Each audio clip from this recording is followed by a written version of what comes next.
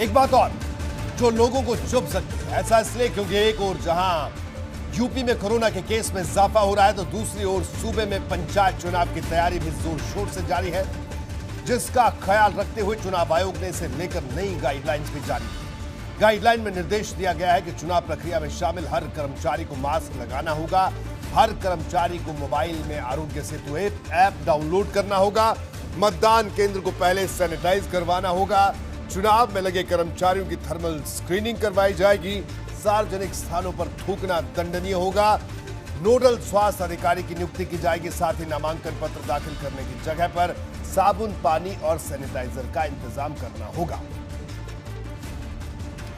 अब पंचायत चुनाव के लिए गाइडलाइंस क्या है, इसको भी आप देख लीजिए। चुनाव प्रक्रिया में शामिल हर कर्मचारी को मास्क लगाना जरूरी होगा, यानी मास्क लगवाया जाएगा। चुनाव प्रक्रिया में शामिल हर कर्मचारी को चुनाव कर्मचारी आरोग्य सेतु ऐप डाउनलोड करेगा, इस ऐप को डाउनलोड करना जरूरी होगा। मतदान से पहले केंद्र को सैनिटाइज करवाया जाएगा, चुनाव में लगे कर्मचारियों की थर्मल स्क्रीनिंग होगी, यह भी जरूरी है, और सार्वजनिक जगहों पर थूकना दंडनीय होगा, और नोडल स्वास्थ्य अधिकारी की नियुक्ति की जाएगी। तमाम बातें पंचायत चुनाव की गाइडलाइंस बेहद अहम है। तमाम मेहमान हमारे साथ लगातार जुड़े हुए थे, और अब एक बार फिर से हम अपने सहयोगियों का रुख करते हैं। सबसे पहले चलते हैं रतीश के पास। रतीश, पंचायत चुनाव आने वाले हैं, गाइडलाइंस जारी कर दी गई है, लेकिन एक बड़ी चुनौती कानपुर में भी पंचायत चुनाव करवाना और सोशल डिस्टेंसिंग और कोरोना की गाइडलाइंस को इंप्लीमेंट करवाना, क्या कहना है आपका?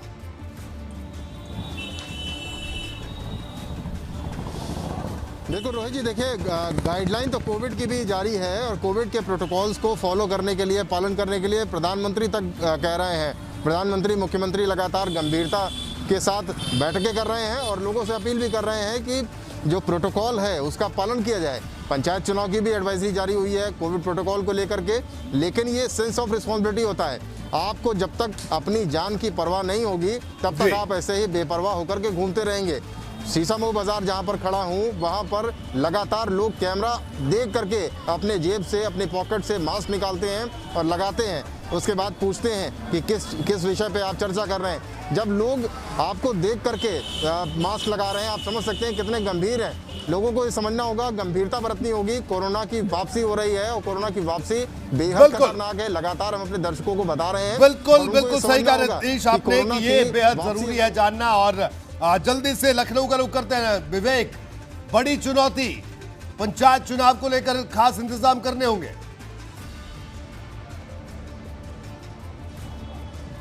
जी रोहित, इंतजाम जरूर करने होंगे। जिस तरह से पुलिस और प्रशासन और सरकार के जो नुमाइंदे हैं, जो प्रशासनिक अमला है, शासन का अमला है, उन्होंने अपने लिए तो गाइडलाइन जारी कर दी है, लेकिन पंचायत चुनाव के लिए सबसे बड़ी चुनौती ये है कि वो ग्रामीण क्षेत्रों का चुनाव है। जो प्रदेश के ज्यादातर हिस्से, जो 12-12.5 लाख के आसपास वोटर हैं, वो ग्रामीण क्षेत्रों से हैं, और ग्रामीण क्षेत्रों में कैसे वो मास्क और सोशल डिस्टेंसिंग का पालन कराएंगे, कैसे वो सैनिटाइजर का इस्तेमाल कराएंगे, जो भीड़ जुटेगी, जो मतदान केंद्रों पे जिस तरह से बिल्कुल एक अपने आप में बड़ी चुनौती है। विवेक मैं आपको रोकूंगा, वक्त की कमी है। आपका बहुत बहुत शुक्रिया इस पूरी जानकारी के लिए। रतीश, आपका भी बहुत बहुत शुक्रिया। नीतीश, आप हमारे साथ बने रहिए। तो बहरहाल ये बात हुई कोरोना की, और कोरोना से डर की, और कोरोना की चुनौती की।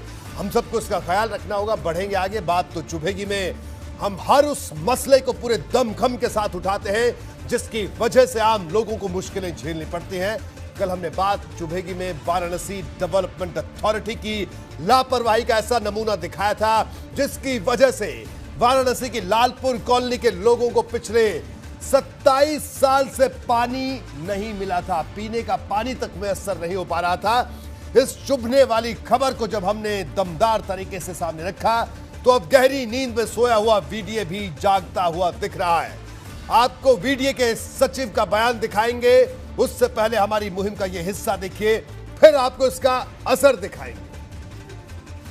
चुभने वाली बात यह है कि 27 साल बाद लोग एक अदद पाइपलाइन को तरस रहे हैं। एक टैंक बनाया गया था, उसमें आज तक एक बूंद भी पानी नहीं दिया गया है। कहते हैं कि बिन पानी सब सून। वाराणसी डेवलपमेंट अथॉरिटी के अफसर इसे भूल गए। ये टंकी है, टंकी बनी हुई है, लेकिन इस कॉलोनी को इस टंकी से आज तक पानी नहीं मिला। तमाम लोगों से आप ये कहिएगा कि अगर इन अधिकारियों की आंख में शर्म का पानी होगा तो शायद इस पानी की टंकी में पानी जरूर आएगा। वो कलेक्शन तो करते हैं, कनेक्शन नहीं है उनके दिल दिमाग में और इमोशन नहीं है। ये सवाल हम बार बार पूछेंगे नीतीश। एबीपी गंगा इस बात को बार बार उठाएगा, डंके की चोट पर उठाएगा, और ऐसे जनता से जुड़े सवाल उठाना हमारा धर्म है, हमारा फर्ज है। ये हमारी मुहिम थी। और वहीं वाराणसी डेवलपमेंट अथॉरिटी के सचिव सुनील वर्मा ने क्या कुछ कहा, सुनिए। हाँ, ये इस तरह से जब लालपुर आवासीय योजना बन रही थी तो उसमें एक पानी टंकी बनाई गई थी जो विगत कुछ वर्षों पूर्व से बंद चल रही है। मेडिकल इंजीनियर से बात है, उन्होंने बताया उसमें कुछ क्रैक आ गए हैं। उस पत्रावली को दिखवाया जा रहा है, उसको देख करके कोशिश की जा रही है कि उसको शीघ्र से उस पर आवश्यक कार्रवाई करते हुए उसको पुनः संचालित कराया जाए। नीतीश वाराणसी से जुड़ा। नीतीश, तो क्या माना जाए कि लोगों की समस्या दूर होगी ये चुभने वाली बात के बाद जो आपने की वीडियो से? निश्चित तौर पे संपादक जी, ये बात पूरे वीडियो के प्रशासन को चुभी है कि आखिर जो टंकी इतने साल से बंद थी उस पर कोई कार्रवाई क्यों नहीं हुई। जब एबीपी गंगा ने सवाल उठाए तो उन सवालों के बाद वीडियो का प्रशासनिक अमला जगा है। पूरे वीडियो के प्रशासनिक अमले में खलबली का माहौल है। आपको बता दें कि अधिकारी फाइलों को तलाश रहे हैं, लगातार फाइलों के बारे में जानकारी हासिल की जा रही है, और इस जानकारी के साथ ये भी जानकारी हासिल की जा रही है कि आखिर इस टंकी में इतने लंबे समय से पानी क्यों नहीं गया, इसके पीछे की वजह क्या रही। अब आने वाले दिनों में ये उम्मीद जताई जा रही है कि लालपुर कॉलोनी के जो रहवासी हैं, जो रहने वाले हैं, उनकी समस्या का निदान हो जाएगा।